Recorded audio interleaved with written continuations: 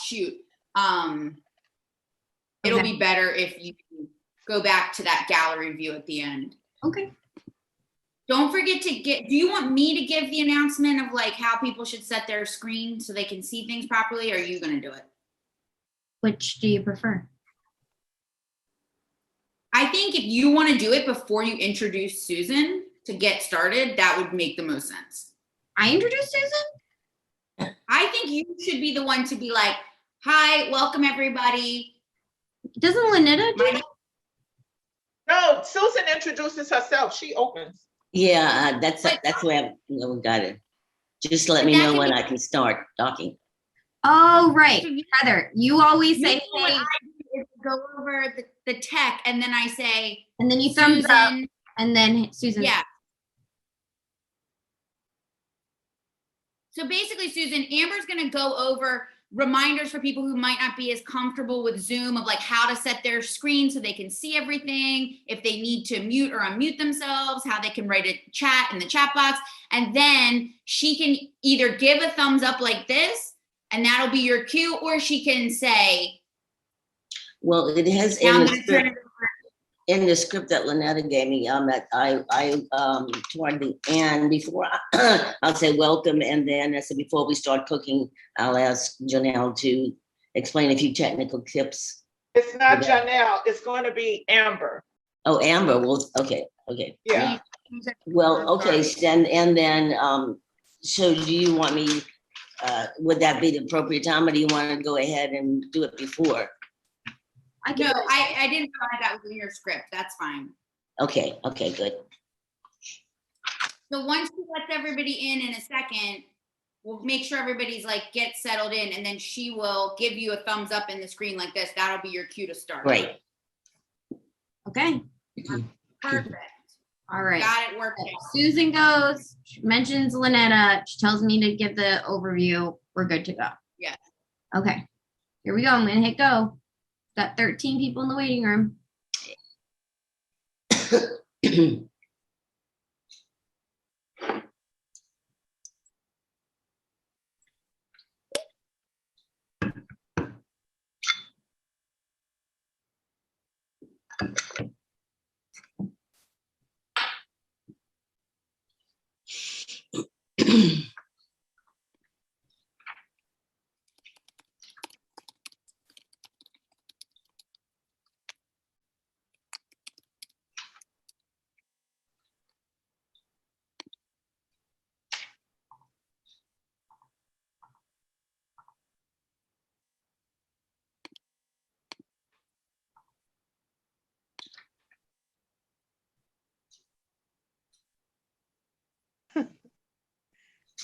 I guess I'll mute everybody else.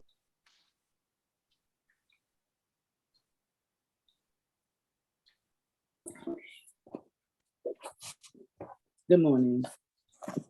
Hi, good morning. All right, go ahead, Susan. Hi, my name is Susan Daigle, a volunteer with the AARP Louisiana. Before we start today's cooking show, I'd like to take a few minutes to tell you something about AARP. AARP is the world's largest nonprofit, nonpartisan membership organization with a nationwide network of staff, volunteers, and partners helping the more than 100 million Americans 50 and older achieve security, financial empowerment, and personal fulfillment. In Louisiana, we proudly serve more than 430,000 members with offices located in Baton Rouge and New Orleans and volunteer chapters and teams throughout the state. Presently, our offices are closed due to the pandemic, but we're working together to bring fun and informative events and activities to you, such as this one. We're happy to sponsor Wellness Wednesdays in partnership with Tulane University's Gold Ring Center of Culinary Medicine to help you achieve positive adapting cooking and eating habits. Today, we will show you how to mix and match vegetables, legumes, salads, and homemade salad dressings to make meals that won't leave your taste buds bored. During our Ask the Chef segment, we'll show you how to make delicious herb-infused olive oil and offer tips on how to serve it safely so you can enjoy it for a few weeks.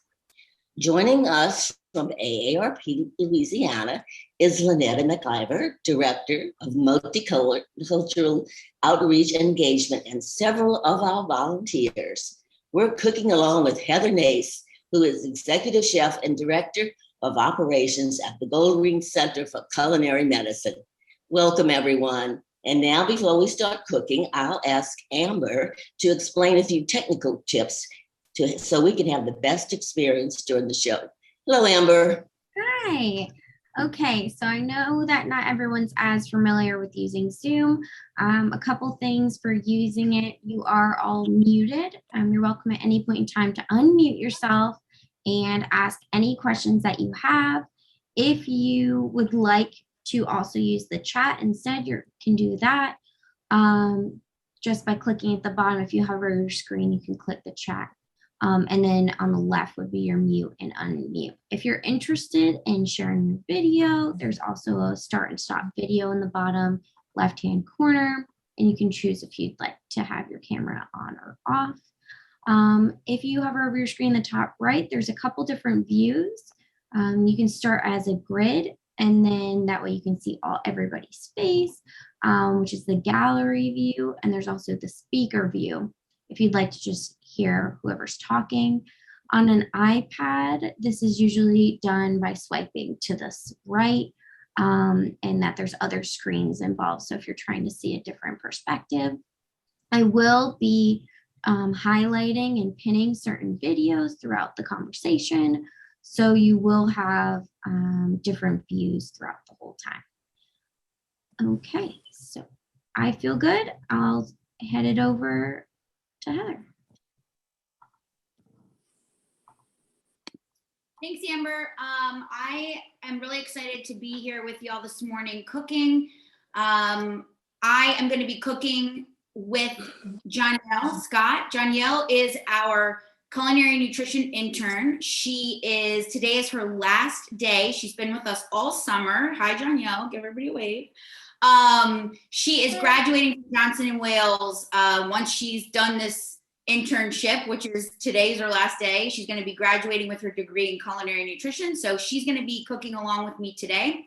We've got a lot going on. I just wanted to let everybody know a little bit of an overview of what we're doing and a game plan. And also, if you are cooking along, some little tips and things that we can keep in mind as we're getting started here. If anybody is cooking along, feel free to give us some kind of heads up if you want to unmute and say hi, if you want to write it in the chat, if you want to just give a wave. Amber can keep an eye out for you and let us know that you're cooking along. That way we don't lose track of you. As I said, we got a lot of recipes, but we're going to get through it. Hopefully, if you are cooking along, you've done the first step, which is to get all of your ingredients ready so that we can get cooking. But before we do that, if you haven't done it, go ahead and do it while I'm talking to you about what we're doing today. So it's August when Lynetta and we were talking about what we should do for this month's theme. We talked about the idea of doing salads. And I think it's a great thing to cover because oftentimes what ends up happening is people think, I'm going to eat healthier. I'm going to start eating more salad. And then what they do is they eat a salad that, in my opinion, is what I would call a sad salad. It's where you just have some lettuce, maybe some raw vegetables, and some kind of dressing, and that's it. And, at the end of the day, that's really not going to keep you very full. And also, it can be kind of boring. So what I wanted to cover today is ways that we can make sure that our salads are really satisfying from a nutrition standpoint, but also to our taste buds. And then the idea here is that we're doing component recipes that we can eat on their own, but we can also mix and match them throughout the week and turn them into salads and grain bowls, which really the difference between a salad and a grain bowl is that a salad is using just some sort of greens as the base, whereas a grain bowl is usually going to use some type of whole grain. Today we're doing one with quinoa. And then oftentimes it will have a little bit of grains and greens to balance things out. So we are going to start our little lesson today with our infused oil. And I'm going to show you how you can then use that later in a vinaigrette dressing. But before we get started on that, I did just want to mention, so this document is on our website where you have all the recipes. Amber can share this information with you in the chat as well. But this gives you an overview of what we're going to be doing today, all the recipes. We've got a little explanation of the way the menu is going to work out. And basically what was going to happen is between Johnielle and I, we're going to make all these different components. And then we're going to show you how to combine them into two different options for a salad and a grain bowl. So if you're going to cook along later, just keep that in mind. You don't have to make all of this stuff. You can pick and choose, mix and match, combine it with other things that you like to make at home.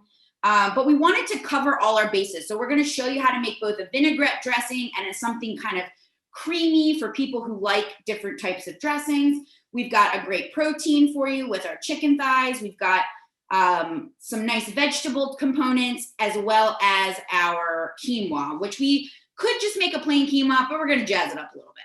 All right, so let me get started first with our infused olive oil. Now, Amber's going to show you a little later. I have some that we made last week that she has in the office there, but I'm going to go ahead and just make a half batch of this today because I know that this isn't going to last forever. And so I know I live by myself. And so I know I can't go through a ton of it. So I'm going to just go with like a half batch, which means I'm going to be using the equivalent of a cup of olive oil. But the most important thing that we have to keep in mind with this infused oil recipe is that we have to make sure whatever we are putting in the oil is cleaned very thoroughly and dried very thoroughly. I'm going to tilt my camera down so you can see my cutting board. So what I have here is just a clean kitchen towel, and I have my herbs in here. So I rinse these under some running water, and then I just use this method, particularly because I don't mind about like smushing the herbs. So I will just sort of roll them up in a nice clean towel, give them a squeeze. I also did this about, 30 minutes before we started this class to make sure that these things are very, very dry. And I'm going to explain why in a second. I also took my lemons and I gave them a good scrub down. So when I did this, I actually used like a little nail brush, or if you have like a little vegetable brush, I wouldn't use like a dish brush that you use to clean your dishes because that sort of defeats the purpose. We just want to make sure that these things are nice and clean and nice and dry. And the reason is if we put anything that is wet or has any kind of, bacteria on it, we're putting it in an environment that bacteria could grow. And we don't want to make ourselves sick from our infused oil. So we just got to be really mindful and careful here. For my half batch today, I'm going to do the version with the lemon. And I think I'm actually going to mix it up and make lemon rosemary. The recipe says to do lemon, thyme, and garlic cloves. And then we have another variation that uses a chili pepper. You can keep in mind that you can do whatever works for you and whatever you like best. I really like the lemon. So I'm going to go with that. The first thing I want to do is I'm picking my lemon. I have a couple lemons here. I just want to point this out. I'm picking the one that doesn't have like weird spots on it. I'm going to use the one that's the prettiest because the only part of this that I'm going to use is this outer rind. And I really want to be careful not to go too far down. I'm going to do this with my peeler. It's very simple to do it this way. I tried to do this with a knife and it was much more complicated. So I recommend using a peeler. And I'm just going to take my peeler and pressing, firmly, but gently, not to, oh, my peeler's kind of having some struggles. I want to get that peel off. I really don't want to see a lot of this white. I can go back if I'm really concerned about it. I can go back with my paring knife and kind of just shave it off. This isn't too much though, so I'm not overly concerned. There we go. So basically you're just looking to get that peel. Now my recipe says I should use about a full lemon's peel worth for 2 cups or 16 ounces of oil. I really love the lemon, so I'm just gonna go for it and use a lot of it. And like I said, I'm only gonna do a cup's worth of oil.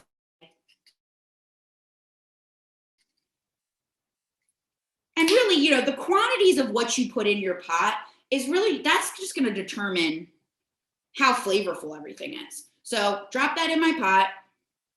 I'm going to go ahead and add one of my rosemary sprigs. It's nice and dry.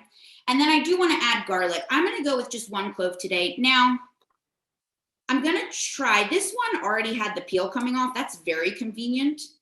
If that's not the case for you, definitely use the method that we always recommend for getting the peel off, which is to give yourself, you can give it a little whack, or you can just sort of lean down and put some pressure.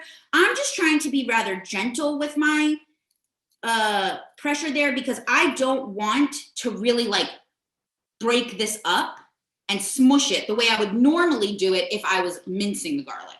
That's because I now need to go wash this and dry it, because I need my garlic to be, again, clean and dry before I stick it in there. So give it a little rinse. I'm just gonna pat it dry with this paper towel here. And then I'm going to go ahead and just put these in whole. All right, so I got everything in my pot, and now I just need to add my oil. Now, what I'm doing today here is what we are recommending, which is I'm gonna use a blend. So I have half a cup of canola oil and half a cup of extra virgin olive oil. I would not recommend using all extra virgin olive oil. I think that it's better if you use something that has more of a mild flavor. Canola oil or a light olive oil is going to have a nice mild flavor. So that way you really will get more of the benefit of being able to taste whatever you're putting in the oil. Now, if you are doing the pepper, you would want to split that in half lengthwise so that you get the actual insides of the pepper where all the flavor are. You want to get that in contact with your oil. Now it's very simple. All I'm going to do is put this over the heat on my stove. I'm going to go move it over there real quick. And I'm going to set that over low heat. I do not want to see a bunch of bubbles in my oil. We're not boiling it here. We're just bringing it up to a hot temperature enough that we can get those flavors from everything we put in there infusing. Now, while we let that go, I'll just mention a few more things. And we did put these notes in the chef notes of this recipe so that if you forget any of this, you know, you'll have all the information there. When this is done, and I'll show you at the end, I'm gonna let it go for about 10 minutes or so. Again, very minimal bubbles. Then we pull it off the heat and let it sit and just sort of cool down to room temperature for about 10 minutes or so. So towards the end of class is going to be when I'm actually going to remove all of the stuff. And I know that you might be thinking, oh, but it would look so pretty in my bottle if I left that sprig of rosemary and that garlic clove and those lemon peels. But here's the problem. When you do that, you are just increasing that chance for growth of unwanted bacteria, as well as we do have to worry to a certain extent about botulism. So you got to remove the stuff. You got to clean it. You got to wash it. You got to dry it. And then you got to take it out. It's done its job. It is not going to infuse anymore once you have it cooled down. So it really, the only reason to leave it in would be aesthetics. And to me, I'd rather food safety over aesthetics. So we're going to take it out. And then the other really key thing here is that you're going to want to store this in the refrigerator. And I think now might be a good time. Amber can maybe show us the bottles or the jars that we have from the kitchen, the versions I made last week. So we just stored these in jars with lids. You can do those fancy bottles. I know Lynetta has a real nice fancy bottle that she got at a very cheap location. I won't tell you where, but you can probably figure it out. The idea here is that you want to keep it in the fridge. That's going to help prevent against any unwanted bacteria growth. And you might notice, I don't know if you can kind of tell with that oil that Amber's holding up. I can tell in It person. can get, These are two different so it colors. gets a little cloudy. It'll start to look kind of cloudy. Don't worry about it looking cloudy. That's fine. What you would not want to see is like little bits of particles in there. If you start seeing that, or if you open it and it smells a little weird, or, you know, if you actually take a little taste and it doesn't taste the way it was when you first made it, get rid of it. Just be on the safe side. But in theory, this should last in your fridge for up to a month. So you've got some time there. I'm gonna just see, I'm gonna turn it just up a little bit of a hair. Okay, so we've got that for our oil. I think now we're gonna go ahead and turn it over to Janielle, who's gonna start getting us ready with our roasted vegetables and our quinoa. All right. Hey, Janielle.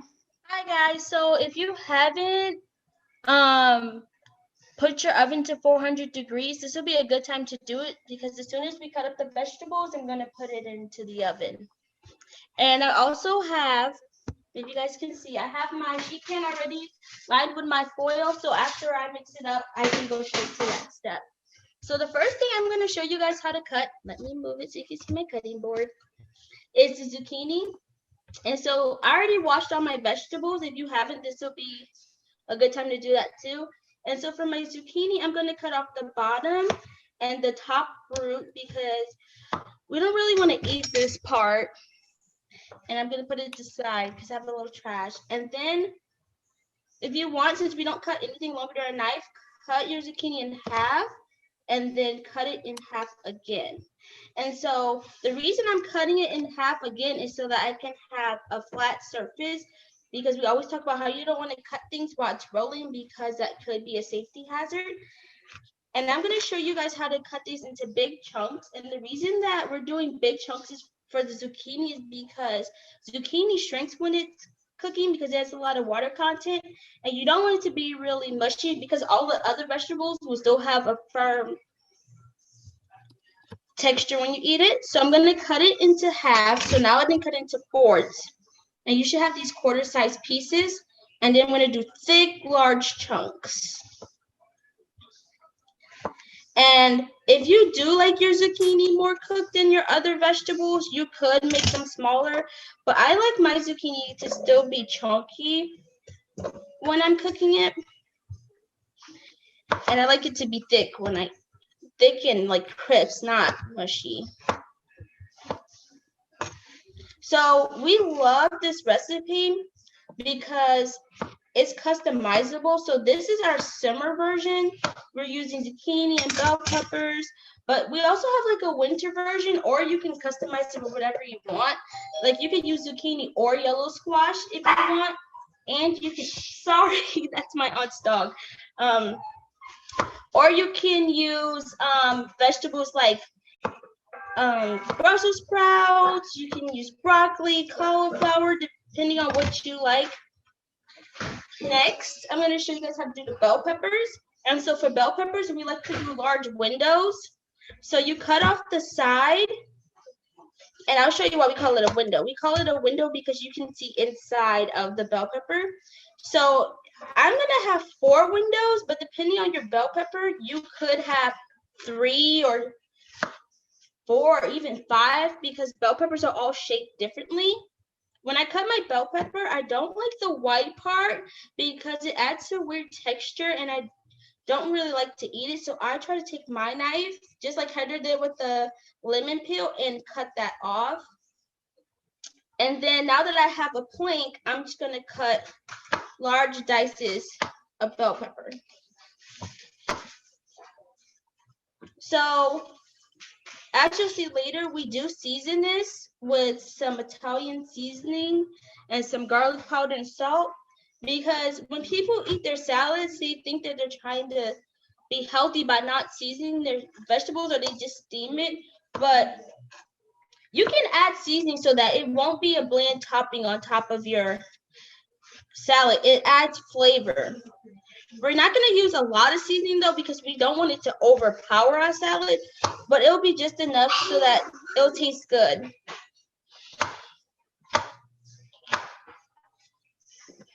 I was just going to add, Janielle, I think that's a great segue into talking a little bit about why we did make the choices that we did today, knowing that we're just going to throw all this together into like a salad or a grain bowl. I agree with what you said there. You know, we and some, plain old roasted or steamed vegetables, plain quinoa, but we wanted to show you that with just a little extra effort, not a whole lot more extra effort, just a little bit extra, we can flavor each component, not too strongly. We don't want to do things that are so bold that they don't mix and match well with each other, but we can keep it kind of simple and straightforward, but just give it a little bit of pizzazz and a little bit of something so that, again, if you wanted to eat these roast vegetables and this chicken and this quinoa as your dinner, right? Like those three things together as your dinner, great, it's going to taste delicious. But then if we want to add it to and add a dressing and turn it into a salad, also it's going to be equally delicious and work very well together. So, Yeah. All right, go ahead with your green beans. Thank you. So a fun tip, you can buy your green beans in a bag already with the tips cut off. The reason you don't want the tips is because one end, you'll see it has like a long black string and it's really fibrous and tough when you try to eat it. So if you buy your green beans in a bag, then the tips are already cut off and it makes life simpler. So now that I already have it with the tips off, to make it bite-sized cuts, I'm just gonna cut mine in half because I like big pieces. So you can cut in half and now you have bite-sized pieces you can put into your, I want to call it a vegetable melody because it's like a mix, but into your roasted vegetables. And then that's one less step you have to do. And this is good for meal prepping too. Kind of like what Heather was saying, you can use it with different meals. So if you want, you can do this on a Sunday before you start your work week, and then you can have vegetables throughout the week. And my last batch. Yeah, Danielle, I'll be honest. I know that's something that I do all the time because I get really lazy. By the time I get home from work at night, I don't really feel like doing a whole lot of cooking on the weeknights. So I really like doing this kind of stuff on the weekend. Make a big batch of roasted vegetables, make 2 sheet pans worth if you want, doesn't take you that much extra to cut the stuff up. And then you have all this stuff ready to go. Yeah. So that you make your life easy. So for my onion, I have a really big onion, so I'm just going to use half of it, like the recipe calls for. And when cutting it in half, you want to do it straight down, in the middle instead of going across horizontal, because it makes it easier to do dices. So for my dice, I'm going to cut off the roots on the end and the little extra, I call it the extra skin on the top right there. And we cut off the root because we want to be able to, when we do our dices, we want it to stay. Oh my gosh. Nope. I'm sorry, guys. I'm teaching you guys how to julienne onion. So. Fine, Danielle. I do it the way you do it right there. I do the same thing. And you do it at home? Yeah. Well. That would be my chunking method that I call it. Oh yeah, you were telling me about your chunking method. For dicing the onion, I want to keep the root in so that we can make sure our dices are even and it keeps the onion more stable. So what I was showing you guys earlier was the julienne method. And for that, we want the root off because we want our pieces to be even size and to just fall in place. So for my dice, I'm just going to cut my onion in half. And this helps determine the size, and I'm only doing it in half once because I want large dices. But if I did want smaller dices, you can do 2 or 3 times. And then I'm going to turn it around, and I'm going to go straight down, not cutting into the root to keep the root intact. And then I'll go straight down again, and you can see my dices start falling. And I like to keep the root intact so that I don't have a lot of dices falling around. And when you get to the bottom or to the end, you can always just fold it. Well, not fold it, turn it around so that you can cut the excess around the root. So you'll have your root left. Let me move it so you guys can see. And then you'll have your dices.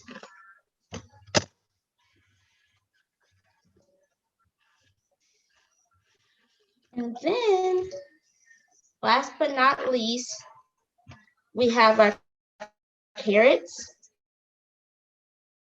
And we're gonna cut our carrots on a bias, which is a slant, because it's easier to, it makes the carrots look prettier and it gives you more bang for your buck in a sense, because you get a thinner piece of carrot, but it's elongated and it's easier to pick up on your fork.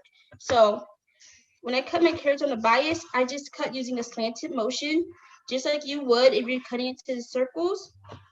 And once I get some good pieces, I'll show you. So it'll be slanted like this instead of the regular circle. And this makes it easier to go on your fork, but it's also really cute if you want to make a fancy dinner.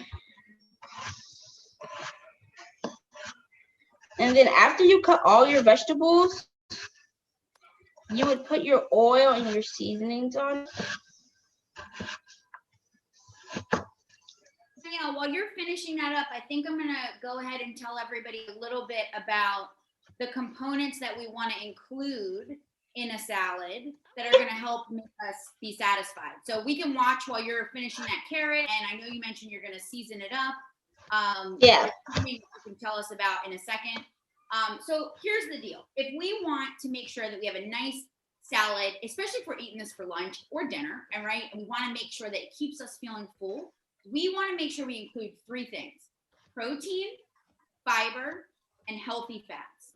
So we're doing that today. And I have a whole list of examples really of like how we can do this. So proteins, we can add things like chicken. We can add canned tuna. We can add canned beans or cooked lentils. We can do egg, a hard-boiled egg on a salad is a great addition. And then we also can get some protein from something like quinoa. For fiber, we definitely want to make sure we're putting lots of veggies in our salad. To be honest, the sad truth is lettuce itself does not have a ton of fiber in it. So we got to add extra fiber with other things. So Danielle is making these great roasted vegetables. I'm going to show you later how to do a cold vegetable dish that would be great in a salad. Fruit is always a great option to add to your salad, depending on the flavor profile you're going for. We can definitely include those things like whole grains. Our beans and legumes have tons of fiber, as well as things like nuts and seeds. And then for our healthy fats, we want to incorporate things like olive oil, avocado, again, the nuts and seeds. And so I don't know if you can see a trend here, but we've got a lot of color, texture. We're going to have different flavors. So load it up with all that good stuff. And that's going to help keep you cool. I also like to mention the idea of what I would call like texture and flavor boosters. So these are things that you will want to use more in moderation because they can come packed with some extra calories, some extra sodium.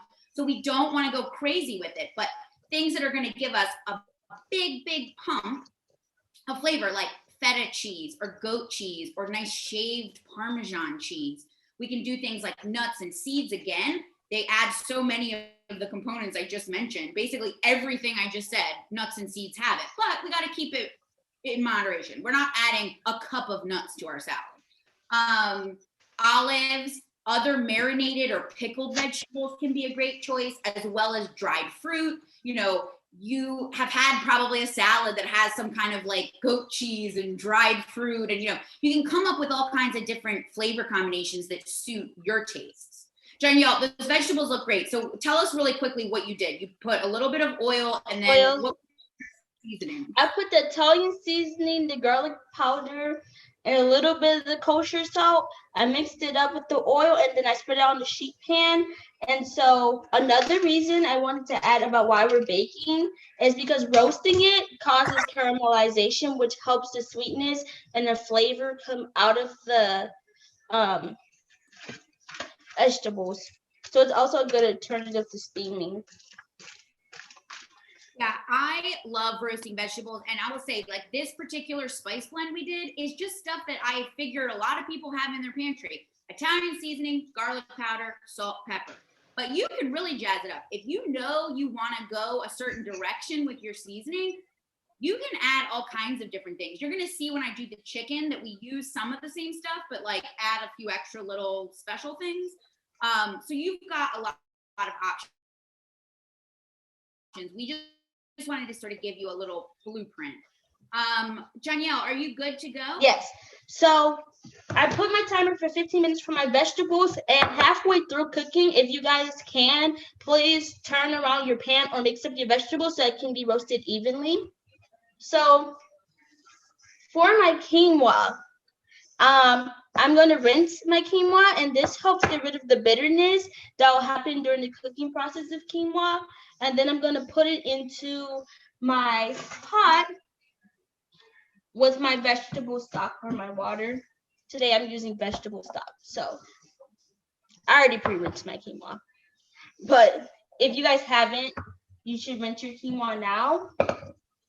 And when we get to the part where we need to add our lemon juice, I'm going to also zest my lemon because I do need lemon zest for my salad dressing that I'm cooking later today in the class. And I want to cross utilize. So instead of using 2 lemons, I'm just going to use the same one and zest my lemon in this portion. So I rinsed my quinoa right before class started. If you haven't, you can use a strainer. And since quinoa is really small, if your strainer has big holes, I kept a bowl underneath to catch my extras. So we're going to start the quinoa by putting it to a boil, but once it starts boiling, we're going to put it down to a simmer. I'm going to put it on the stove over here and get that going. So this quinoa also utilizes cross-utilization because we do use parsley and other herbs on top, as it can be as a decoration, but it also adds flavor. And while I'm cutting these herbs, I can also start cutting them to put into my salad dressing because it will be used in both the salad dressing and in my quinoa. So first I'm going to start zesting my lemon, and I have my lemon zester over here, and I also got a bowl where I can catch my zest because sometimes when you zest, it'll go far. So when zesting my lemon, I'm just going to rub my zester across my lemon. And once it starts to get really white, just like Heather said, we don't want it to be super white because the pith or the white part will make it bitter instead of adding the lemony taste.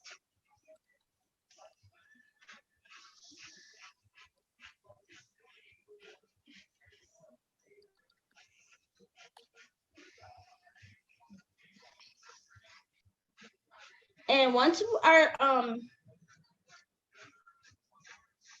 quinoa start boiling, that's when we put on our lid. We don't put the lid on before. And it's important that after your quinoa boils and simmers for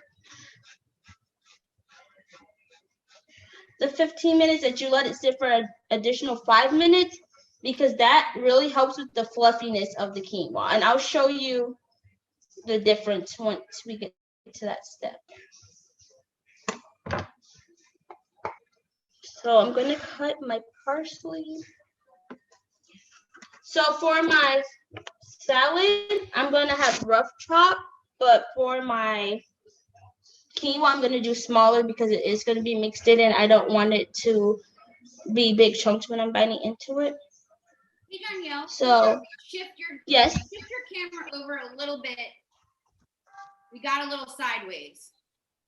Oh, you can't see me? I'm sorry, guys. Give me 1 second. There we go. Perfect. Thank you. Okay, so my quinoa, I don't know if you guys can see, my quinoa is right here. And then once it starts boiling, I'll put my lid on. And then my parsley is here. So I'm going to be doing double utilization. I'm going to cut my parsley for my topper, and I'm going to cut it for my quinoa. So everything in these recipes use cross utilization. So just like I'm using this for both, we can use Heather's ingredients to make my dishes, just like you can use my dishes to make her dishes. So I'm gonna cut the top of my parsley on because you don't really want the stem. And then this is for my topping. So I have a separate bowl so that when I put in my quinoa, it'll be separate from the one that I'm gonna put in my blender cup. And for your dressing, you can just put everything in the blender and let it do its magic. You don't have to really chop as much as you would have to do for a topper of a meal. So to chop my parsley into small pieces, I'll just go through with my knife after I bunch it up, and I'll keep going through until I feel like it's the appropriate time to put on top. Yeah. All right, thanks, Danielle. So I did just want to mention a couple of things about the quinoa. So that method that Danielle's talking about is really like the go-to foolproof method. Most of your bags of quinoa that you buy are going to tell you that method on the bag. But if you can just remember that we are looking for simmering, gentle simmering for 15 minutes. By that point, all the liquid should be absorbed into the quinoa. And then it really should just sit for an extra 5 minutes with the lid on to give it an extra little boost, and then fluff it with a fork. Simple, easy, easy. We really like using quinoa because it is a whole grain. And the cool thing about it is that it's one of the only plant-based foods that actually contains all of the essential amino acids. Those are the building blocks for protein in our body.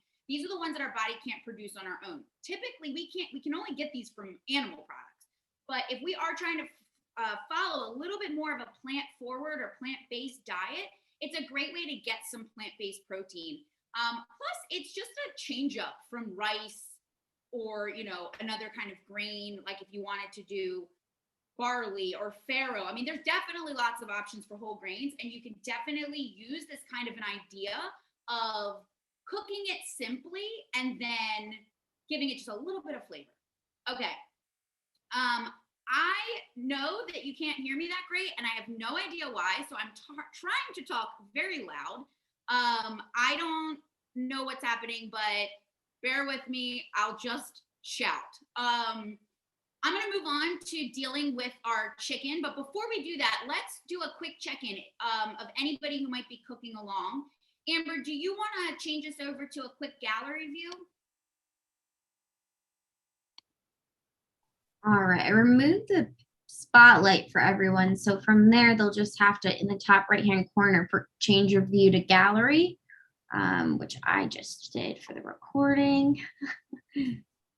All right, I know some people mentioned that they are cooking along. Yes, I'm cooking along.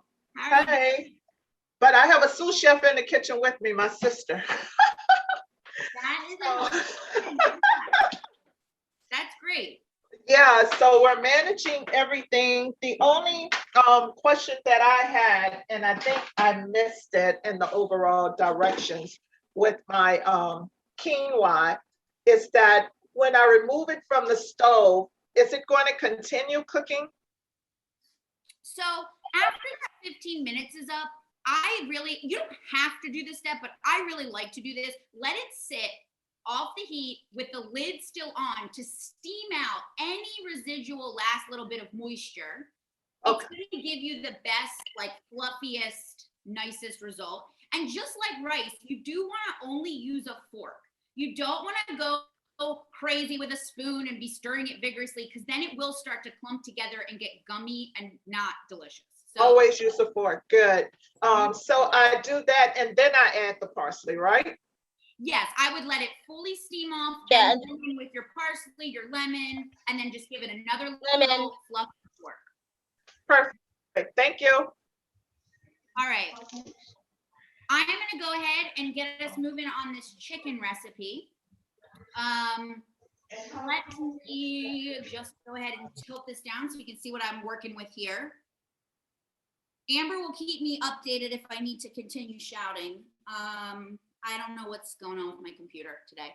All right, chicken thighs. I have chicken thighs here. These are boneless, skinless chicken thighs. They're very affordable to buy at the grocery store. I personally really like these because they're very forgiving to cook with. So you may be thinking, well, wait a minute, I thought I should be eating boneless, skinless chicken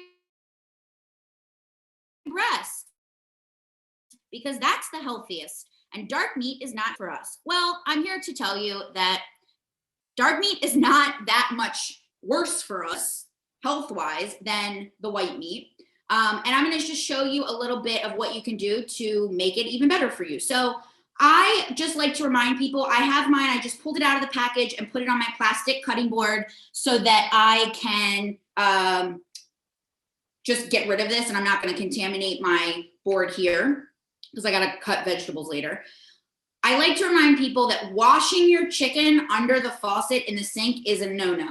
Do not do it. Again, you're going to be spreading bacteria all over your kitchen and all over your sink. And it really doesn't help get any bacteria that's on the chicken off the chicken. At the end of the day, the best thing you got to do is just cook your chicken to the right temperature and you will have killed any potential bacteria that might have been on it.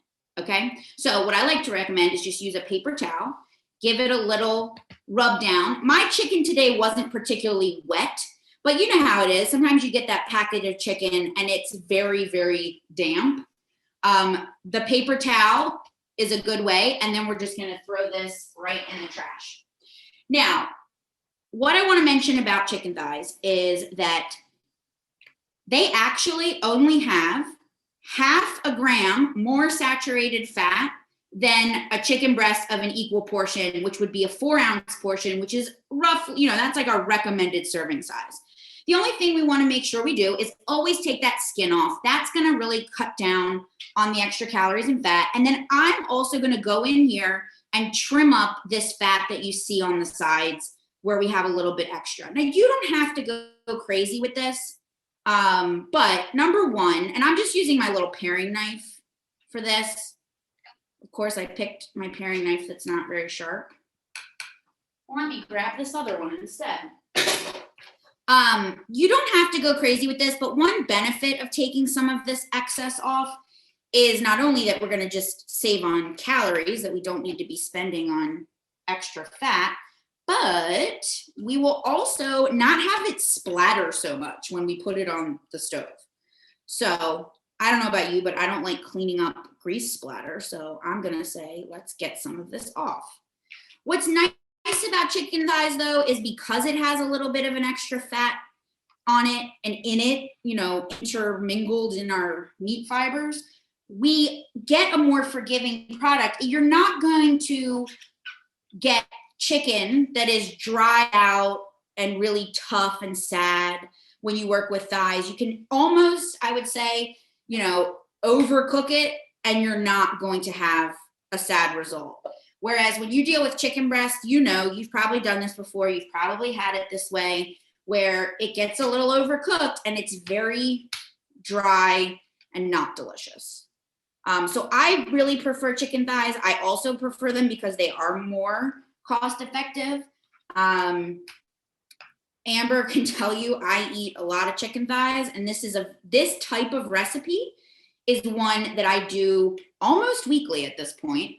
Particularly I've enjoyed doing this in the summer because I really like having the chicken and then I've got some kind of little salad action like the one I'm going to make today with the cucumber and the chickpeas, but I've done some other variations which I can tell you more about later. But you can flavor this any way you want. It's a blank canvas. We can put some nice spices on here and we're going to have a really great dish that I can just eat one of these as my dinner or with a side, or like I said, we can add it to a salad or any other dish we have later in the week. Okay, I am going to, before I put my seasoning on, because I know this is gonna take a minute, I'm gonna heat my pan because I wanna allow my pan enough time to get nice and hot before I put that chicken in. So let me go ahead, turn my stove on. I'm gonna do like medium high. And then I'm going to go ahead and get this chicken seasoned up. So what I have here, I already measured out my spices in the bowl. I have, let me get my list. I've got I've got a half a teaspoon of kosher salt. I've got a teaspoon of brown sugar, a teaspoon of garlic powder, a teaspoon of paprika. I went with smoked paprika because that's what I had on hand. Onion powder, turmeric, coriander, ginger. Now, here's the deal. You don't have all these things, it's fine. Use what you got. I also will say I have a whole pantry right now of these types of things, these homemade seasoning blends. I have one that's a taco seasoning. I have a Creole seasoning. I have a Moroccan seasoning. I have one that I do that's like a chili, like with chili powder, and it's got a little bit of the brown sugar, some oregano. That's great. You make a batch of this stuff, keep it on hand. You've got quick, easy dinners anytime you want them. I did also want to mention this has brown sugar in it. Brown sugar is great in this type of application, just a little bit, because what it's going to do is going to help speed up the browning process, because we're actually going to get some nice caramelization on that sugar once it hits the pan. So all I'm doing right now is blending this up with my fingers. I am just kind of breaking it up because you know that brown sugar, it's a little like stiff. It's got a little bit of texture to it. So I just want to blend this up all nice and evenly. And then I am going to, I've kept this hand, my chicken hand, and I got my other hand is my spice hand. But ultimately, I'm going to use all of this today. If I was not using all of this today, I'd really want to be careful with not cross-contaminating. You know, I don't want to put my chicken hand in my spice blend and then save that spice blend for a later date. Today, it's not really a big deal, but just a little pointer, little tip to keep in mind. I am just going to go ahead, sprinkle this all over the one side, and I'll show you this method I do. I don't know if it's anything. I kind of just made it up. All right, so I feel pretty good about that. Now I take my chicken, I turn it over, and then I kind of give it a rub on the board so it sort of gets it nice and evenly on that side that I just seasoned, and anything that fell off, I kind of get it stuck back on the chicken. And then I can go in and do my other side.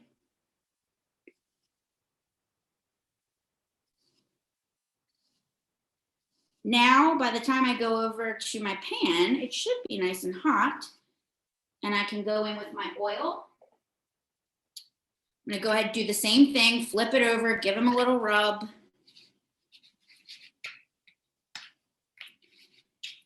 Try to really make sure you get it nice and coated. The idea here is to get good coverage with these spices. You got a little bit of salt, a little sugar, a little spice. It's gonna be very nice. Okay, this is good. I'm gonna go wash my hands real quick, and then I'm gonna move myself over to my stove, so just give me 1 second.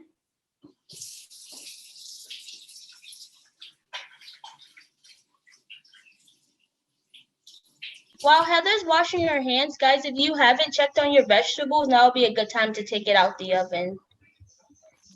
All right, we're gonna do a little switcheroo here so that hopefully y'all can still continue to hear me as I'm on my stove. All right, so got my chicken, got my pan, it's getting hot. I got my oil here. So we recommend using canola or an olive canola blend for your oil, something that's going to have a high smoke point and is not going to add too much flavor. So this, what I have here is actually a 50-50 of olive and canola oil blend. And this is 2 teaspoons of oil. Now, I'm using a nonstick pan. I will be honest with you, sometimes I do this and just use the spray oil. Totally possible. So, you know, you can leave that up to you. Especially when working with nonstick. If you have a nice high quality nonstick, which you can hopefully see that mine is in good shape because I do not abuse it. I wash it by hand every time, make sure that I don't scrape up any of that nonstick coating. If you take care of a nice nonstick pan, you know, you can do a good job with it. It also can help you if you're the type of person that feels like you get nervous, like, oh, my food is sticking, I have to add more oil. You know, it can help you feel more confident if that is something that happens for you. But I will tell you this, if you feel like you need more oil, you probably just need to turn your pan down. I can feel that this is really hot, so I'm gonna go ahead and turn it down a little bit. Add my oil, give it a little swirly swirl. And I'm gonna go in with my chicken. I like to start on the outer side of the chicken thigh. Ideally, you really want to try to space these out in your pan so that there's some room around. You know, you never want to crowd your pan so much food that you end up not getting that nice browning and you end up with just steaming.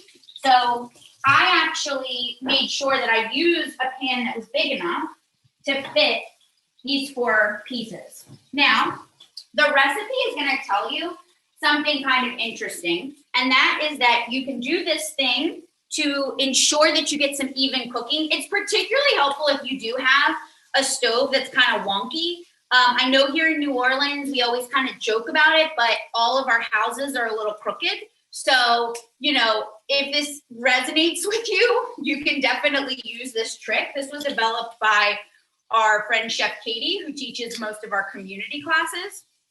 So that is that we are going to turn the pan every few minutes.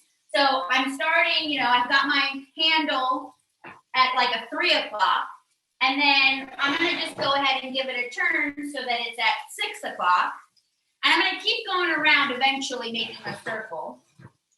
That way, you know, and you can kind of tell, I've got like my oil is pooling over on this one side. So once I do the full turnaround, I am gonna get even cooking. Now, while this is giving, you see, I'm not touching it. I'm giving it a minute. I really want to let it get nice and brown and juicy. So I'm being patient. It's great because I can just talk to you about other stuff while we're waiting.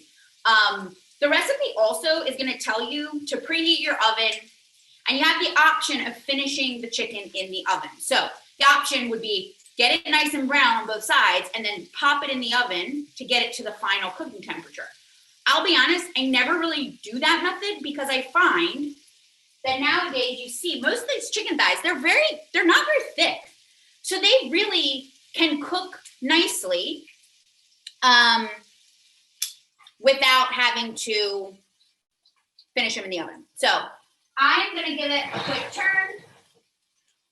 And while I wait for that chicken, I'm gonna move on to my salad. So the first thing I want to do is make the dressing for this salad. So what I have here is I have 1/2 cup of oil. Now what I did today was I used so a 1/4 cup of my delicious lemon, garlic, thyme infused oil, and then a 1/4 cup of just plain extra virgin olive oil. I didn't want to go too crazy and do all of it, but by all means, do what works for you. So I'm going to be making my dressing in a jar with a nice tight fitting lid. You can do this in any container that has a nice tight fitting lid. This is the greatest, most easiest way to make a vinaigrette dressing. We just throw everything in here and give it a nice shake and we're good to go. So oil goes in. And then I am going to go ahead. I'm going to hold off on doing my lemon, but that's going to be our acid component. I'm going to go ahead and add in my Dijon and my honey. So I have 2 teaspoons of each of those. And I think this is just, again, sort of like a blueprint for you.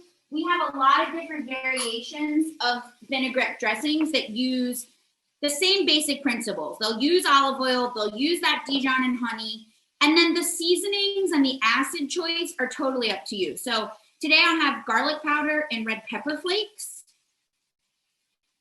I'm also gonna add 1/8 of a teaspoon of kosher salt.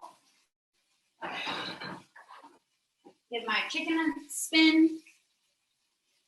So, you know, I don't have 1/8 of a teaspoon measure. I just do my 1/4 of a teaspoon and just kind of like fill it in half. And then, a little bit of pepper. I do really like to use like a fresh cracked pepper. I think it's nice. So you just get better flavor than using the already cracked stuff. And then we need our lemon. So we are being asked to zest the lemon. As Danielle said, she's zesting lemon. I'm gonna just do it right over the jar like this. So hopefully I catch it all. And this says to do the zest of 1 lemon and the juice of 2. This is, again, kind of up to you. If you love lemon, I would say definitely do that whole lemon. If you like a little bit more mild flavor, you don't have to do the whole zest. The zest, though, is where you're gonna get most of your flavor.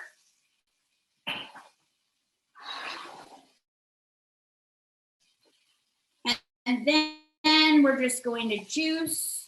I'm gonna go ahead and use this one that I peeled for my other purpose and juice that. But before I do that, I wanna go ahead and flip my chicken. So I can tell that it's ready to be flipped. I see that we've got, it's coming up on the side. Ooh, yeah, look at that color.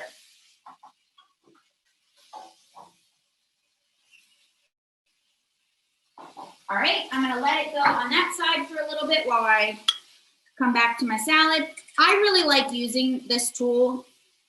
I'm not a huge proponent in general of like tools that only serve one purpose, but I work with citrus quite a lot and I just find that this thing is very easy. And if you didn't know, sometimes people think that you're supposed to put the lemon in this way, but it's actually the opposite. You put the cut side down, and then of course it has a little hole so it's catching all the seeds. Just making it a little quicker process for me. And then once I get this in here, lid goes on. We're gonna shake vigorously. Now this makes about 3/4 cup of dressing. So this little jar that I have is like the perfect size. It's very full. Pop that baby on. And then you're really just shaking until you can get that honey and the Dijon nice and dissolved. Now this recipe ends up making more dressing than what we need for this cucumber and chickpea salad. But it's great because now I've got some nice dressing that I can hold in my fridge that's gonna be really nicely flavored. And I can add it to all kinds of things throughout the week. I'm gonna go ahead and start chopping some vegetables. I'm gonna turn my chicken pan. And then we are going to put this salad together. It's very simple though. We're doing cucumber, red bell pepper, some red onion. I've got some drained chickpeas. I've got some olives, some feta, and some parsley, and then this dressing. Let me turn my chicken pan. I am gonna take the temperature of that chicken when the time comes because I like to be safe. When taking the temperature of something like chicken, all of your poultry needs to be cooked to 165 degrees. That's our safe minimum internal temperature. Let me go ahead and show you how I'm gonna cut these things quickly. What do I wanna tell you? All right, I'm gonna tell you while I'm cutting this stuff. We're using English cucumber. I really like English cucumber, particularly for dishes like this because you can really feel good about leaving the skin on. These do not have that wax coating that's added to standard cucumbers. So I think it's really nice when you can keep the skin on because guess what? That's where all the fiber is. So you'll notice I cut that in half to start. That's because I don't like to cut things that are longer than the blade of my knife. It just makes it awkward. And I'm gonna do a cut similar to what Janiel did. I'm gonna go ahead and cut that in half lengthwise. And then again, and I think this is not what the recipe says, but I think I'm just gonna do what I want, sorry. Hopefully nobody minds. I'm gonna kind of do these sort of like quarter moon shapes and have it kind of chunky. That is Part of the reason I'm the recipe. Oh, sorry, go ahead. That is perfect for the recipe. Oh, great, love it. I was gonna say, you know why I'm choosing to do that in my mind is because I know that I'm not gonna eat all this, right away. One of the things that's really nice about this type of dish, what I would call more of like a marinated vegetable salad, is that it actually is gonna get, why am I not using my bench scraper right now? I don't know what's wrong with me, guys, sorry. I think I'm trying to be quick. One of the things that's nice about marinated vegetable salads is that they do build flavor over time. So the longer this sits in the fridge, the more flavorful it's going to get. And so my thinking is if I keep my pieces kind of big, they're not going to break down as much. The acid is going to break them down and give them nice flavor. But like in a couple days, this will still be fine and it won't be like turned to mush. Kind of like the idea that Danielle was talking about with why she kept her zucchini in a bigger size for the purpose of the roasted veg. All right, bell pepper. Same thing that Danielle did.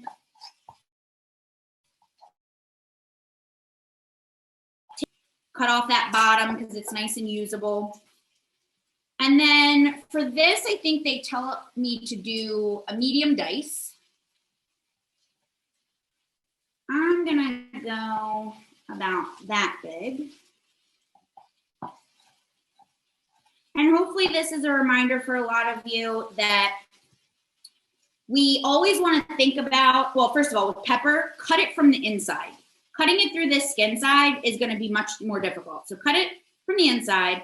And you're always thinking about how you can go from a plank to a strip to a dice. So I'm making my strips as wide as I want my dice to be, and then just turning it and running my knife through the other way. I'm not doing the best knife cuts right now, but it's all right. I'm gonna check my chicken. So I wanna make sure I don't overcook it, but as I said, it's probably not gonna happen. Let me just take this rib out and then I'm gonna go check that and see how it's doing. So hopefully you can hear me. When you temp your chicken, you want to put the thermometer after you turn it on. You want to try to get it into the thickest part of the meat, and you want it to be about in the center so you know that that center is cooked. Now this is almost there. It's 155. I see it's getting really brown on this other side. So I'm going to give it just another couple minutes. Now, you can account for some carryover cooking. You know, you'll often hear about when you cook something large, like a turkey or a roast, right? You want to let it sit for a bit because you have carryover cooking. You're gonna have that on smaller pieces of meat like a chicken thigh as well, just not, you won't get an increase as high as you would on a larger piece of meat. So at most, I would maybe take it off at like 160, might even be pushing it. All right, I got my cukes, I got my bell peps, I got my chickpeas. I drained these and rinsed these already, so they're good to go. Throw those in. And now I'm gonna do my onion for you. The onion in this recipe, we are gonna do the julienne that Danielle was mentioning earlier, so I'll show you that real quick.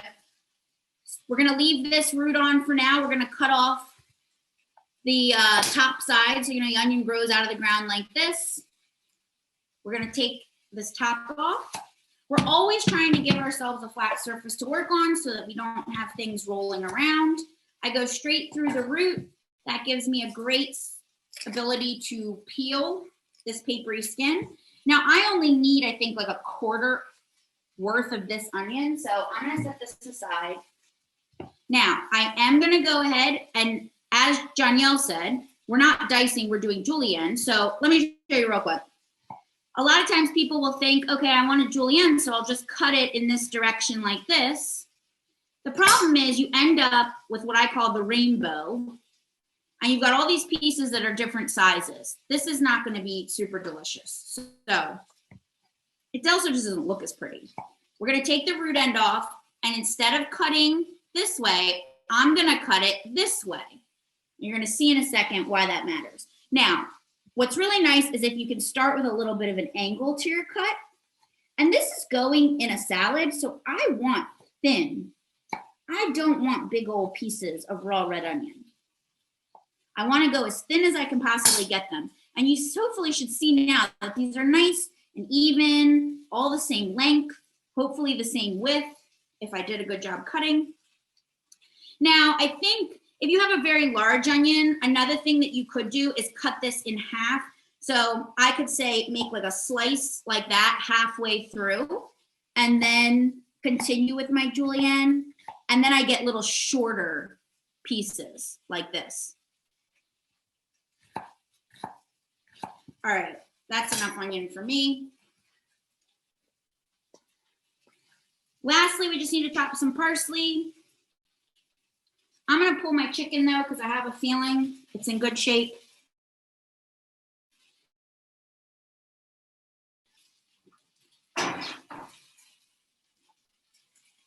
Actually, I lied. I'm gonna go ahead and transfer it to this cutting board.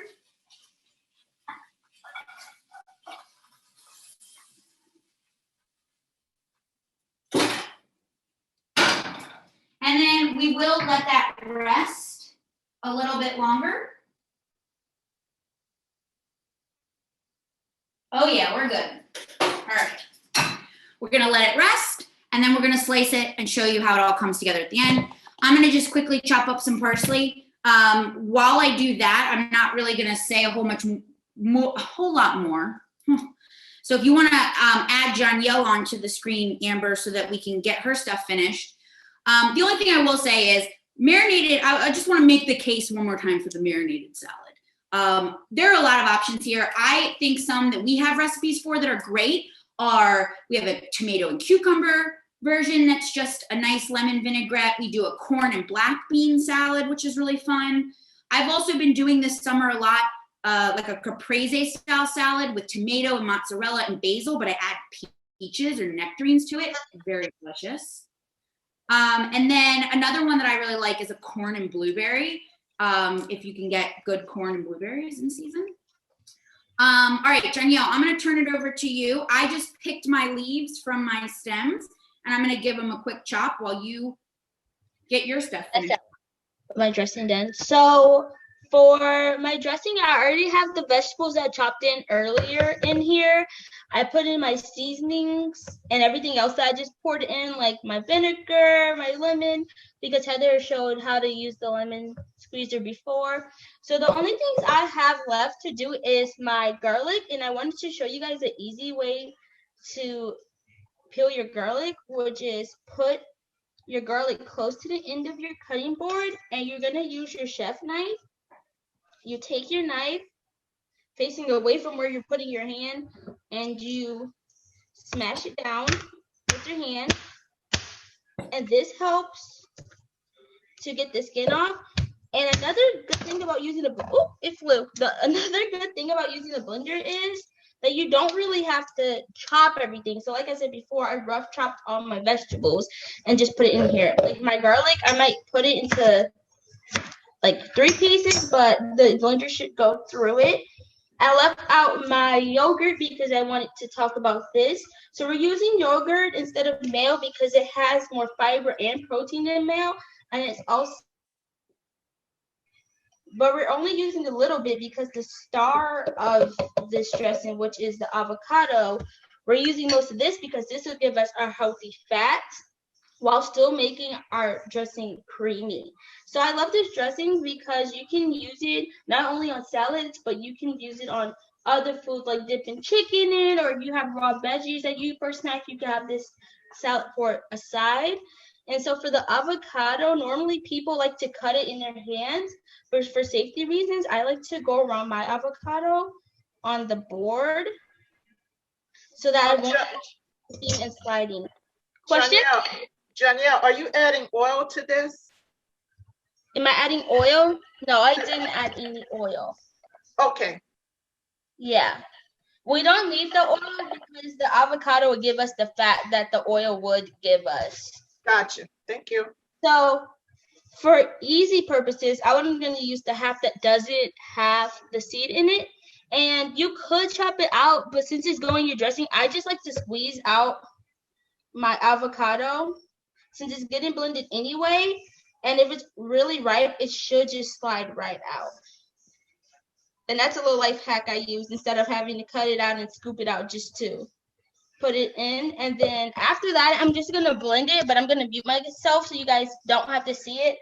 And I'll show you guys my salad with all my stuff. So I have my grains.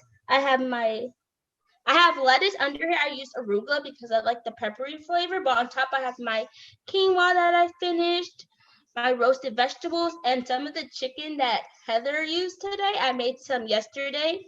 And then in the middle, I just put some pecans in it for healthy fat and for some crunch and add a texture.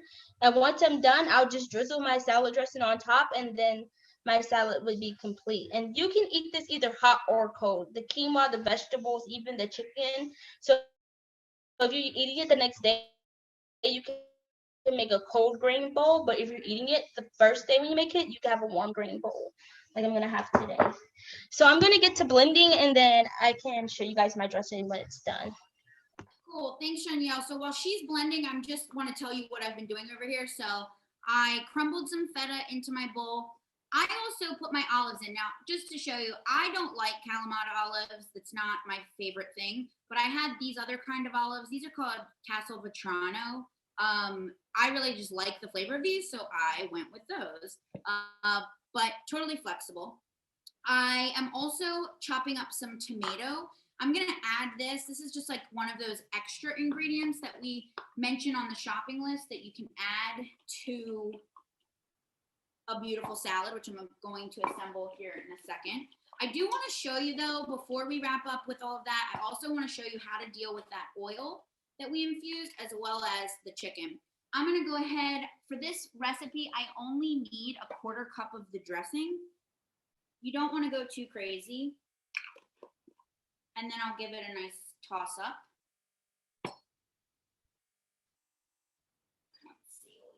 Just a little tip, you guys, if your dressing is too thick in the blender, you can also add a little water to thin it out so that can blend easier.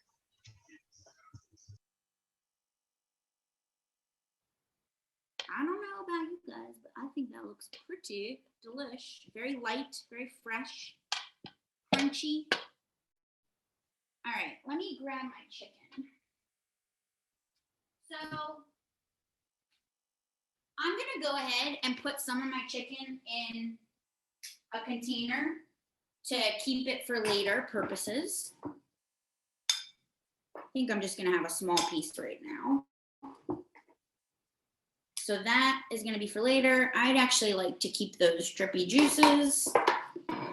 And then I'm gonna just slice this up. One thing that's really nice about, you know, not just serving a piece of chicken like this, but actually going in and slicing it first, is that it actually tricks the eye. So you think you have more food on your plate or your salad or your bowl or whatever than you actually do, which can be kind of a nice thing when you're trying to eat lighter, but you want to make yourself, you know, you want to be like, I'm actually eating a really nice meal here. So let me put that off to the side. I also am using the baby arugula that we got yesterday. I really like arugula. It's got a nice peppery bite to it, but you can use any kind of greens that you want. If you like, you know, mixed baby greens, if you like baby spinach. I mean, I'm not even going to shame you if you say you like iceberg. Every now and again, it can be nice to really mix it up. And I think that's another good thing to just mention, that, you know, if you are the kind of person that like, you always eat mixed baby greens or you always eat baby spinach, try giving yourself some variety every now and then, because at the end of the day, everything you eat has different vitamins and minerals. And so the best way that you can ensure you're getting everything that your body needs is to have a really diversified diet full of lots of variety. So that's just a little plug for that. I've got my beautiful salad stuff here. I'm going to go ahead and just add my chicken. And you know, I am actually taking a minute to kind of make it look pretty.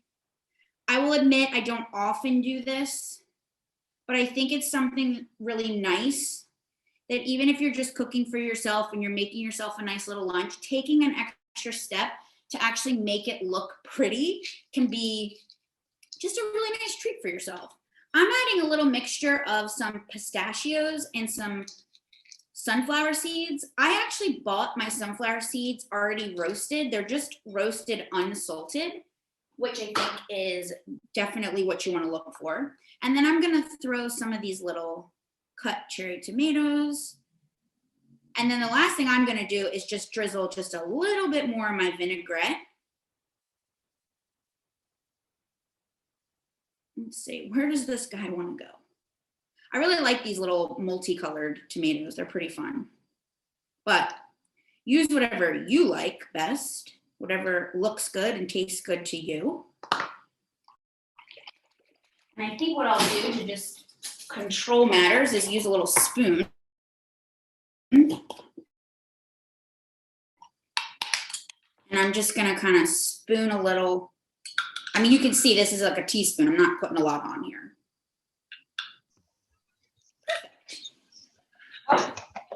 I'll also show them my dressing. So if you guys can see, let me move it. My dressing is still really thick and creamy. And I even added some water into it. So if you're worried about adding water, it'll change the thickness. It really doesn't. And it's super good. And if you do leave it super thick, that will be good for dipping. But I thin it out a little bit more when I'm using it as a dressing for my salad.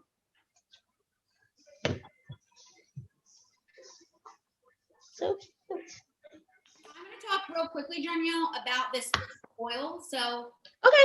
Hopefully y'all can kind of see, I've got my pot here, my stuff's still floating in, but the oil is cooled down. So I want to get this stuff out, and I have a couple ways of doing that. I can just use some tongs and grab it, let it drip, and then get rid of it. I can also, if you have one of these kind of strainers, which we call fine mesh, you can run it through this. I don't have a lot, so I also, I have a funnel. You don't have to have one. It depends on what kind of container you're putting it in. I'm gonna try to get most of it out with the tongs. You can also use a slotted spoon for this. And you'll see the lemon peel is kind of like curly. Smells delicious. The garlic, you can tell, got nice and soft. Whoop, almost lost him.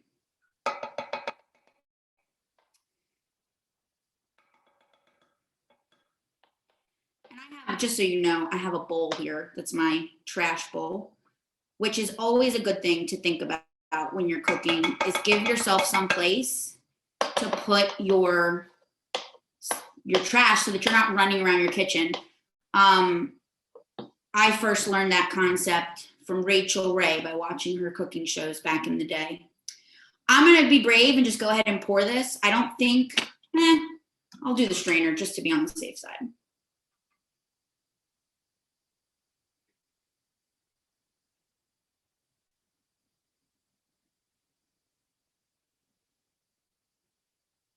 All right.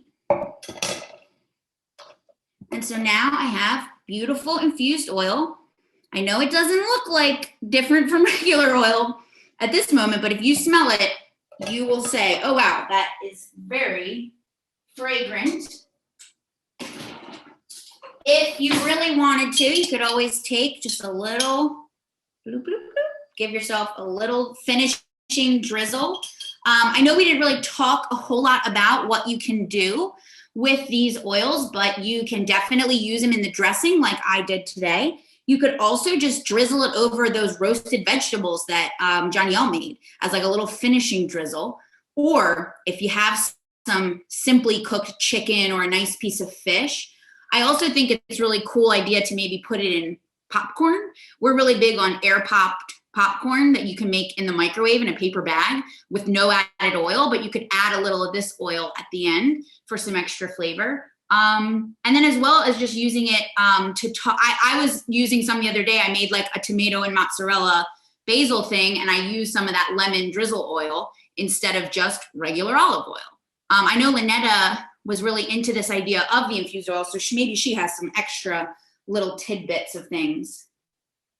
I'm excited about my salad. I don't know about everybody else, but. Yes, I use my infused oil on steaks or meats that I'm cooking as a marinade, as you mentioned earlier. And it's really, really tasty. Yeah. And I just added a little to my quinoa just to zest it up a bit. That's a great idea. I love that. That's a really good idea. You know what? That's a really fun thing about these classes is that we're here to teach, but sometimes we learn things too. Things from you. We all have something to learn. Danielle, have you showed us your plate yet? I missed it if you did. Yeah, I showed it, but I can show it again. I'll put some of the dressing on top. Amber, do you want to take us back to like a gallery view for our videos so that we can check in with everybody too? So, move down. So this is my salad, and then my thick creamy around. And even though I added water, like I said earlier, it's still really thick. Yeah, that dressing has a tendency to come out thick. I will say what I like about it being thick is that it makes it great for other uses. Like if you want to dip your raw vegetables in it, or, you know, you definitely have wiggle room there because you can always thin it out to a thinner consistency if you need it. I like that it's creamy without using a lot of mayonnaise, without using any mayonnaise, and like very little yogurt. I had a question. How long does it last? The green goddess dressing? Yes, the green goddess. I would say our general rule of thumb for dressing is For a like, week. yeah, 1 week. Yeah. To be honest, I often, Airtight container. yeah, I keep mine longer a lot of times, and I've never had a problem. But just use your judgment, right? You know. Yeah. I made with some blended dressing like that I put like a whole peach in, and I realized that it didn't last as long because it had that whole fresh fruit. When I opened it one day, it was a little fuzzy on the top. So, you know. I think that's really the biggest point, though, with a lot of these. I had a question in the chat about if we prefer garlic powder over chopped garlic. In the vinaigrette, anytime that we're adding in a fresh product, the fresh herbs, spices, garlic, it's going to just shorten the shelf life, and that's very similar to the same with this avocado. The really great thing about this dressing is it's so acidic that it stays green and the avocado doesn't brown very quickly, which would normally happen in most green goddess dressings. All right. Are there any other questions? Does anybody want to share what they made? I want to share what I made, but I'm still assembling it. So I don't want to miss the opportunity to give some last minute thoughts. Another great cooking segment. I don't know how many are cooking with us today. If you are, put your name in chat, so we'll know that you've been following and cooking along with us. I did want to say, remember, next month we will be celebrating Hispanic Heritage Month, and for that show we have surprise dishes for you all. So I'm not going to say, but you will get an invitation. And you mentioned spices and seasoning earlier during the show, so we will show several different seasonings that you can add to your meals, especially with enhanced flavors. Heather, she talked about the taco seasoning and other seasoning. So we'll show those next month. In addition to that, starting next month, those who join us and show yourself on camera, we want to be able to send you your cooking apron, your measuring spoons, and we also have a couple of more gifts for those who actually join us in the cooking segment. In addition to that, starting in October, we're going to transition to more of the Hello Fresh concept, in which we will actually purchase the ingredients and you can pick them up and join us on the cooking segment. So remember, we have a lot to look forward in the upcoming months. Several of you asked about the repeat of our videos. For those who are registered today, you will receive a link to see those videos, which are placed on AARP's YouTube channel. Right now, we're doing some tweaks on our channel, but it should be up and running shortly. And then I'll be sure to send you the links to those videos. Send in chat what you enjoyed about the show. We always want to know if we're doing a good job, if you like what we're doing, if you have any suggestions. So before you sign off today, for those who are with us, please put a message in chat. We definitely want to make sure that the information we're offering is beneficial to you and you're enjoying the presentation. Additionally, being that next month is Hispanic Heritage Month, if you have an idea of something you'd like to see us talk about or cover, if we're able to, we'll be happy to do that. So also put that in chat also. But I want to thank our volunteer, Susan Daigle, who kicked the show off. Excellent job hosting. And of course, those from Tulane, Heather, Amber, and Janielle. Everybody give Janielle a virtual clap. She's been with us during the entire summer. We enjoyed her. We wish you the best in all of your endeavors. Thank you. And hopefully this concept is something you can take somewhere else because it's really enjoyable. And my food look amazing. So I'm going to get back to it right quick, and hopefully before we sign off, I can show you something. We're glad you enjoy it. Thanks, Lynetta. This has been really fun. I think somebody asked about the link for the next class to sign up. We don't have it yet, but we'll make sure that we send it out to, if you're on our mailing list for the Goldring Center for Culinary Medicine, it'll definitely go out to you in a blast email. If you're not on that mailing list and you want to get on the mailing list, you can go to our website. Amber can probably put that website right in the chat for you. And there's a spot right on the homepage that says sign up for mailing list. And we'll capture your email and add you to that so that you are in the know. If you're in New Orleans locally, you know, as Lynetta mentioned, in the future, we're going to have this option to pick up bags so you can cook along and have all your stuff ready to go, making life very easy for you. But, you know, as we get back to hopefully soon-ish transitioning back to our in-person cooking classes, you know, it's always a nice thing if you want to sign up for those, if you're here locally in New Orleans, as well as still joining us for these virtual classes. We will have options, but we're not sure yet when we'll be able to get those back in person. We're just keeping an eye on the situation and making sure everybody's safe. And in the meantime, this is a great way to connect with everybody and do some cooking together. So I hope everybody enjoyed it. Heather, I think Michael Moore, he said he prepared the chickpea salad. Michael, do you want us to show your video so you can show your salad? You can just place it in chat. Don't want to put you on the spot, but we're happy to have you. Yes, and if anybody ever wants to take a picture of their dish and email it to us, that would always be nice too.